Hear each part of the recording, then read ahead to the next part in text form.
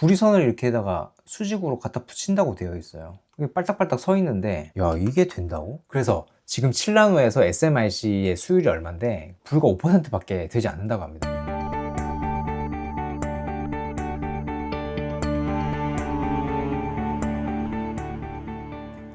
안녕하세요. 한 주간의 테크 이슈를 정리해드리는 안석현의 테크나들이 11월 세 번째 시간 시작하겠습니다.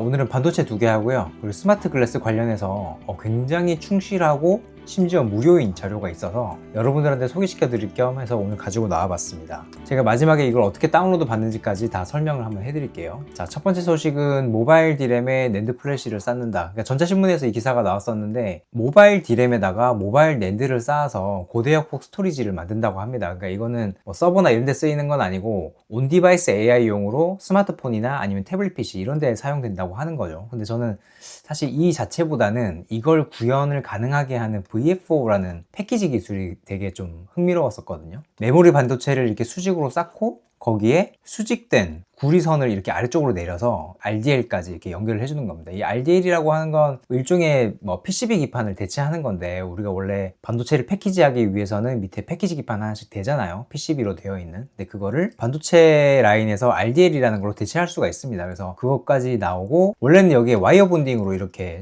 구리선이 이렇게 옆으로 붙잖아요. 마치 위에서 보면 이 거미 몸에 붙어 있는 발처럼 이렇게 옆으로 가서 PCB까지 이렇게 연결되어 있는데, 그걸 그렇게 붙이지 않고 밑에 수직으로 관통해서 붙여준다. 아무래도 이게 최단 거리로 내려가서 아래쪽에 붙기 때문에 신호 전달 경로가 그만큼 짧아지죠. 반도체의 데이터를 더 빨리 왔다 갔다 주고받을 수 있게 된다는 겁니다. 이 기술은 원래 나온 적이 있어요. 언제 나왔었냐면 우리 초에 잠깐 그 모바일용 HBM이라는 말이 유행했다가 사라졌죠. 이게 모바일용 HBM은 사실 정확한 용어는 아니고 LLW DRAM이라고 하는 게 더 정확합니다. Low Latency Wide I/O라고 해서, 하여튼 디램, 모바일 디램인데 굉장히 빠르다. 기존 제품 대비해서 이 I/O, 그러니까 입출력 단자를 많이 만들어가지고 굉장히 빠른 전송 속도를 가지고 있다라고 하는 거거든요. 근데 이걸 구현하기 위해서 SK하이닉스가 VF4를 처음 소개를 했었습니다. 삼성전자에도 있어요. 삼성전자는 이거를 VCS라고 부릅니다. 이 완제품을 보시면 아시겠지만 이 거의 비슷하게 생겼어요. 이거를 지금 이렇게 살짝 뒤집어 놓으면, 아래 위를 뒤집어 놓으면 삼성하고 똑같이 생겼죠. 근데 생긴 건 똑같은데 만드는 방식은 조금 다릅니다. 삼성은 일단 반도체를 이렇게 수직으로 쌓은 다음에 에폭시 몰딩, 그러니까 이걸 보호막으로 한번 감싸죠. 그럼 보호막을 감싸면 배선을 연결할 수 없으니까 거기에 여기 구멍을 뚫어줍니다. 구멍을 뚫고 거기 안을 구리도금으로 채우는 거죠. 이렇게 해서 여기다가 RDL을 붙이면 이제 모바일 HBM이라고 하는 LLW D램이 만들어지는 건데, SK하이닉스는 조금 다릅니다. 일단 D램을 쌓는 것까지는 똑같아요. 똑같은데 여기에 아무것도 없는 데다가 일단 구리선을 이렇게 갖다 붙여요. 구리선을 갖다 붙이고 거기에 보호막으로 이렇게 입혀줍니다. 아무것도 없는 데다가 구리선을 붙이기 때문에 이 구멍을 뚫는 과정을 생략해도 되겠죠. 여기서 보면 여기 삼성전자는 3단계인데 SK하이닉스는 2단계라고 나와 있잖아요. 일단 그림만 봐서는 굉장히 간단해 보입니다. SK하이닉스 쪽이.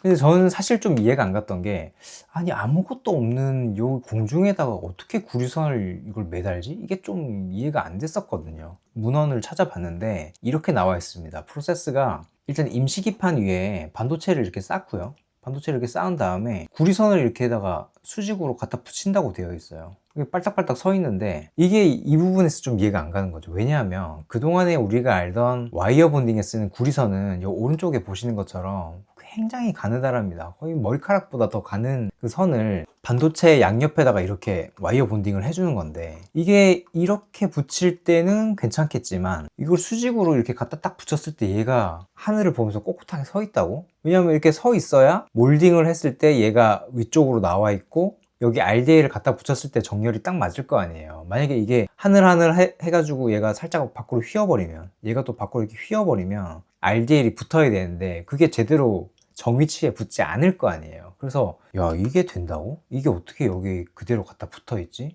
이게 좀 이상해서 또 이제좀 찾아보니까 그 비결은 모내기 방식이었습니다. 모내기 방식. 예, 쿨리케 소파라는 회사가 개발을 했던데, 방식은 이렇습니다. 이렇게 모세관이라고 하는 캐필러리가 있어요. 이렇게 마치 깔때기처럼 생겼잖아요. 이 깔때기로 여기 오른쪽에 있는 못같이 생긴 이게 와이어, 수직 와이어 본딩 할 때 쓰는 수직 와이어라고 합니다. 이거를 하나 딱 잡아서 그럼 여기 안에 이렇게 들어가겠죠. 그럼 들어간 상태에서 원하는 곳에다 딱 놓고 여기 아래쪽을 본딩을 시키고 얘가 이제 빠져나가는 거예요. 그러면 여기 오른쪽에 있는 것처럼 기둥이 하나 딱 서 있겠죠. 그리고 옆으로 다시 옮겨가지고 하나 더 심고, 옆으로 옮겨서 하나 더 심고, 이런 식으로 하는 겁니다. 그러니까 우리가 그동안에 봐왔던 와이어 본딩에 쓰는 와이어처럼 이렇게 연속적으로 생긴 가느다란 와이어가 아니라, 여기 마치 모처럼 여기 바닥은 조금 널찍하게 생기고 이렇게 위로 반듯하게 솟아있는 이 수직 와이어를 잡아가지고 심고 다시 잡고 심고 잡고 심고 이런 식으로 한다는 거죠. 여기 밑에 그림은 제가 참고로 가져왔는데, 이런 캐필러리가 이렇게 깔때기처럼 생겼기 때문에 이 피치를 넓히면 이렇게 높게 만들 수 있지만, 이 피치를 좁히면 이렇게 좀 좁아진다. 왜냐면 이 닿을 거 아니에요. 캐필러리에 닿기 때문에 이걸 한없이 높게 할 수는 없고, 피치를 좁히면 이 높이도 좀 낮아져야 된다. 뭐 그렇게 설명하고 있는 거고요. 이건 뭐 참고로 그냥 보시면 되고, 어쨌든 간에 이런 식으로 한다는 겁니다. 저는 이게 혹시나 우리가 과거에 HBM 산업에서 보았던 것처럼 삼성의 TC-NCF, SK 하이닉스의 MR-MUF, 이 엄청난 논쟁이 있었죠. SK 하이닉스가 이 MR-MUF 요 기술을 통해서 엔비디아의 선단 공정 HBM을 거의 독차지하고 있다. SK하이닉스가 이 HBM 시장에서 선전해왔던 게 이 패키지 기술 하나 때문만은 아니겠지만 어쨌든 지대한 영향을 미치긴 했죠. 만약에 앞에서 보여드린 이 방식이 단순히 생산을 어떻게 하느냐의 차이, 그러니까 생산성의 차이의 문제라면 그렇게 큰 문제는 아닐 수 있습니다. 전 어떤 게 빠른지는 잘 모르겠어요. 삼성에서는 삼성이 빠르다라고 일단 얘기는 하거든요. 왜냐하면 이게 구멍 뚫는 시간도 걸리고 구리로 도금하는 시간도 걸리지만, 어쨌든 이 기술 자체가 PCB 산업이나 아니면 반도체 후공정에서 굉장히 검증된 기술이고, 한 번에 모든 구멍을 뚫고 한 번에 모든 구멍을 채울 수 있는 거잖아요. 그래서 굉장히 이게 빠르다. 대신 이 구리선은 하나하나 본딩하는 시간이야 짧겠지만 도금도 필요 없고 구멍 뚫을 필요도 없잖아요. 근데 구리선을 하나하나 붙여줘야 되기 때문에 이거 시간 오히려 여기가 많이 걸릴 수도 있을 것 같거든요. 그래서 이게 만약에 생산성의 문제면 크게 이슈가 되지 않을 수도 있습니다. 근데 이게 만약에 앞에서 뭐 NCF, MUF처럼 이렇게 성능 차이로 나버리면, 이거 지금 발열에 대한 건데 MUF가 NCF 대비해서 동작온도 훨씬 낮다는 거 아니에요. 그래서 만약에 이게 성능차가 나버리면 이 제2의 논쟁이 생길 수도 있겠죠. 자, 다음은 바이두가 2개의 AI 반도체를 선보이는데 설마 또 7나노일까 하는 내용입니다. 자, 이번 주에 바이두가 공식적으로 발표를 했습니다. 2027년까지 AI 반도체 2종을 선보이는데, 하나는 M100이고요. 하나는 M300입니다. 이건 2026년에 나올 거고 AI 추론용 반도체고요. M300은 2027년에 나올 거고 추론은 물론이고 학습까지 할 수 있는 반도체라고 합니다. 우리가 뭐 요즘에는 좀 약간 트렌드가 바뀐 것 같기도 하던데, 추론용 반도체에 비해서는 학습용 반도체가 훨씬 좀 고스펙이고 굉장히 무겁고 좀 고성능이죠. 그래서 이게 이제 27년에 나오고 26년에 나온다. 그 외에 어떤 스펙이나 이런 거에 대해서 밝히진 않았습니다. 특히나 뭐 어떤 테크노드로 만들지에 대해서도 밝히진 않았는데, 지금 업계에서는 보면 이번에도 7나노 아니겠나 이렇게 예측은 하고 있습니다. 왜냐하면 중국에서 설계해서 중국에서 만드는 반도체들은 전부 다 7나노로 생산이 되고 있습니다. 그러니까 지금 TSMC의 지원을 받지 못하고 있기 때문에 이 회사들이, 그러니까 화웨이나 캠브리콘, 알리바바, 바이두 이런 회사들이 AI 반도체를 설계를 해도 그걸 만들어줄 수 있는 회사는 SMIC 한 곳밖에 없거든요. 근데 SMIC가 제공할 수 있는 최선단 노드가 7나노입니다. 그래서 이 회사들의 반도체도 모두 7나노로 생산이 되고 있습니다. 근데 이게 아직까지는 괜찮을 수도 있습니다. 저희가 이걸 한 반년 전에 한번 설명을 드렸었던 것 같은데, 자, 여기 나와 있는 GB200, 엔비디아의 GB200이 이제 4나노로 만들어진 GPU죠. 그리고 여기 있는 어센드 910C가 화웨이가 7나노 기술을 이용해서 만든 반도체입니다. 여기 보면 화웨이의 반도체가 엔비디아 대비해서 성능은 0.3배밖에 안 되고, HBM 캐퍼시티도 0.7배밖에 안 되고, 밴드위스도 0.4배, 그리고 스케일업 밴드위스도 0.4배, 뭐 다 열세라는 거잖아요. 근데 이거를 여러 개 이어붙인, 그러니까 우리가 AI 반도체는 딱 하나 놓고 쓰지 않죠. 보통 여러 개 붙여가지고 마치 하나의 커다란 슈퍼컴퓨터처럼 연결해서 쓰는데, GB200을 72개 붙인 NVL72하고 이 어센드 910을 384개의 엮은 클라우드 매트릭스 384하고 비교를 해보면 당연히 이쪽이 성능이 좀 더 높아지겠죠. 여기는 72개 썼고 여기는 384개 썼으니까. 그렇게 보면 성능이 1.7배, HBM도 3.6배, HBM 밴드위스가 2.1배 이렇게 점점점 높아집니다. 이거 어떻게 보면 당연하죠. 엔비디아보다 거의 5배 많은 반도체를 써가지고 이 시스템을 구축을 했으니까 당연히 성능이 높아지는 건 맞을 겁니다. 그런데 그에 비례해서 이 시스템 파워, 그러니까 전력 소비량도 어마무시하게 높아지죠. 4.1배. 근데 이게 중국 같은 경우에는 워낙 지금 AI 산업에 정부에서 지원을 해주고 있기 때문에 반도체에서 쓰는 전력이 좀 많이 나와? 그건 상관없습니다. 이 워낙 전력 사동도 미국이나 다른 나라들에 비해서 좋기 때문에 전력요금 4배 많이 나와? 그냥 써. 뭐 발전소 하나 더 지으면 되지. 뭐 이런 식으로 지금 하고 있어요. 그래서 비록 어센드 910이 7나노고 GB200이 4나노지만 지금은 이 두 개를 비벼볼 수가 있습니다. 아직까지는. 근데 문제는 지금 중국 반도체 회사들은 지금도 7나노고 앞으로도 이제 7나노로 자리를 잡아야 된다는 거고요. 그러니까 바이두도 이번에 내놓는 M100, M300이 또 7나노의 가능성이 높다는 거잖아요. 근데 7나노에 이제 머물러 있는 반면에 엔비디아를 포함해서 미국에 있는 혹은 한국에 있는 AI 반도체 회사들은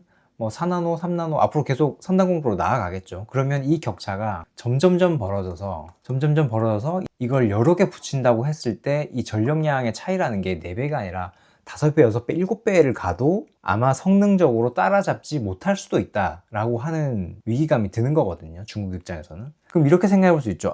뭐 EUV가 없어도 SMIC가 지금 EUV가 없어서 7나노에 머물러 있는데 5나노로 내려갈 수는 없나? 어차피 7나노도 EUV 없이 만들고 있으니까 좀 더 내려갈 수는 없나? 물론 내려갈 수 있습니다. 전에도 이거 한번 설명드렸었지만 7나노 기준으로 했을 때 EUV를 사용하면 28번의 노광 공정이 필요하고요. 근데 이걸 EUV 없이 만들면 만들 수 있습니다. 대신에 노광 공정이 54번이 필요합니다. 그러니까는 이 사이에는 이제 26번이 더 들어간다는 거죠. 근데 이게 공정이 26번이 늘어나면 공정 한 번에 만약에 95%의 수율을 가진다고 해봅시다. 그러면 이 단위 공정을 26번을 반복을 하면 이거의 26승만큼 수율이 떨어지는 거거든요. 이걸 계산하면 얼마가 나오냐면 0.26이 나옵니다.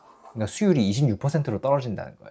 지금 EUV를 써서 만드는 이 방식도 수율이 100%가 아닐 텐데 그 낮아진 거에서 곱하기 0.26을 더해야 된다는 거기 때문에 엄청나게 양품이 적겠죠. 양품이 적다는 거는 한 번 공정을 진행했을 때 얻을 수 있는 상품이 적다는 거고 그거를 다 불량품에 비용을 녹여야 되기 때문에 그만큼 비싸게 만들 수밖에 없다는 뜻입니다. 이런 추정이 있어요. 모건 스탠리에서 이번 주에 나왔던 건데 그래서 지금 7나노에서 SMIC의 수율이 얼마인데 불과 5%밖에 되지 않는다고 합니다. 아까 앞에서 보셨던 어센드 910C를 만들 때 7나노로 만들면 한 5%만 건진다. 그러니까 반도체가 이렇게 300mm 웨이퍼 위에서 만들잖아요. 근데 여기서 쭉 잘랐을 때 100개 중에서 5개만 살리는 거고 나머지는 다 불량이라는 거죠. 그러면 이 불량은 어차피 버릴 수밖에 없기 때문에 그 버리는 것들에 대한 비용을 이 양품에다 녹여야 되죠. 남들보다 비싸게 만들고 아니면 남들보다 비싸게 사줄 수밖에 없다. 이런 상황에서 만약에 이거를 지금 7나노가 수율이 이 정도 수준인데 이걸 만약에 5나노로 올린다고 생각해 보면 거의 뭐 910C는 이거 그냥 제로겠죠. 제로.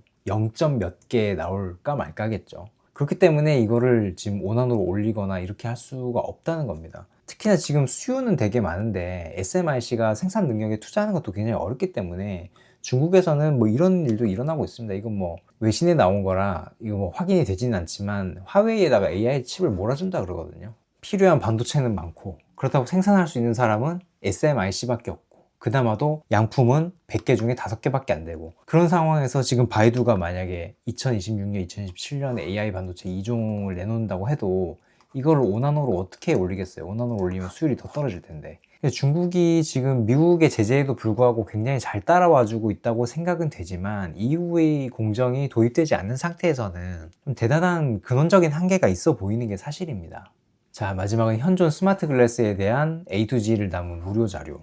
제가 이번 주에 지인분께 굉장히 좋은 자료를 받았는데 여기 보면은 지금까지 출시된 44종의 스마트 글래스의 모든 스펙이 다 정리가 되어 있습니다. 여기 보면 레이벤 메타 젠2 있고요. HTC, 그리고 샤오미, 뭐 레노보, 그리고 메타 레이벤 디스플레이 이거 가장 최근에 나온 거죠. 그 처음으로 디스플레이 달려있는 이것도 있고 어쨌든 이름 들어보신 거는 여기 다 나와 있습니다. 근데 뭐 단순하게 그냥 이름 나오고 가격 나오고 이 정도가 아니라 여기에 프로세서가 뭐가 사용이 됐고 여기 보면 스냅드래곤이 제일 많더라고요. 저는 이것까진 몰랐는데 퀄컴의 스냅드래곤 AR1 젠 1이 이게 굉장히 많이 탑재가 돼 있고 그리고 디스플레이 타입은 어떤 건가 마이크로 OLED인가 마이크로 LED인가 뭐 레도스냐 엘코스냐 뭐 이런 것들 다 나와 있고요. 그리고 위에 보시면 여기 옵틱스 섹션으로 넘어가면 이 스마트 글래스에는 제가 이전 시간에 설명드렸지만 웨이브 가이드라는 게 들어가잖아요. 그 웨이브 가이드가 FOV, 그러니까 시야각이 얼마나 되는지가 이게 70도다, 60도다 이렇게 쭉 나와 있습니다. 와, 이 70도 이거 좀 대단한 건데. 그리고 여기 보면 이 팩토리 로케이션, 그러니까 공장의 위치가 어딘지도 나와 있습니다. 여기 보면 쇼트랑 같이 만들고 여기도 쇼트고요. 그러니까 이런 건 사실 SCM 관점에서 굉장히 파악하기 어렵잖아요. 이 공장이 어디고 그리고 상대의 파트너가 어디고, 야, 이런 거가 싹 정리가 돼 있더라고요. 참고로 보시면 굉장히 좋을 것 같습니다. 저도 아직 이 자료를 다 보지 못했어요. 여기 섹션이 굉장히 많습니다. OS를 보면 운영체제에 어떤 기능들이 있는지하고, 그리고 컨트롤러 보면 스마트 글래스에 보면 컨트롤러들이 따로 있잖아요. 손목에 차는 그런 것들에 대한 정보도 이렇게 쭉 정리가 돼 있고, 야, 도대체 누가 이걸 정리를 했나. 이분이시더라고요. 오스카 팔머라고 하는 분인데, 이분 링크드인에 들어가면, 저도 링크드인을 안 하다가 이것 때문에 이번 다시 가입을 해봤습니다. 여기 보시면 아래쪽에 이제 활동 여기 나와 있고요. 활동에 보면 이분이 올린 업데이트한 내용 중에서 여기에 보면 풀 다큐먼트 여기 있죠. 요걸 누르시면 다운로드를 받으실 수 있습니다. 여기 이걸 누르시면은 아까 제가 앞에서 보여드렸던 이 엑셀 파일 있죠? 이 엑셀 파일을 다 무료로 공개를 해 놓으셨어요. 요거를 다 받아보시면 여기 위에 있는 SDK나 스마트 글래스 종류에 따른 스펙, 그리고 옵틱스, OS, 컨트롤러 이런 정보들이 다 담겨있는 엑셀 파일이거든요. 들어가셔서 한번 다운로드 받아보시면 될 것 같습니다. 이분이 도대체 뭐 하시는 분이길래 이렇게 정통하게 다 정리를 해놓고 마음씨가 좋은지 읽어보니까 애플에도 좀 근무를 하셨었고요.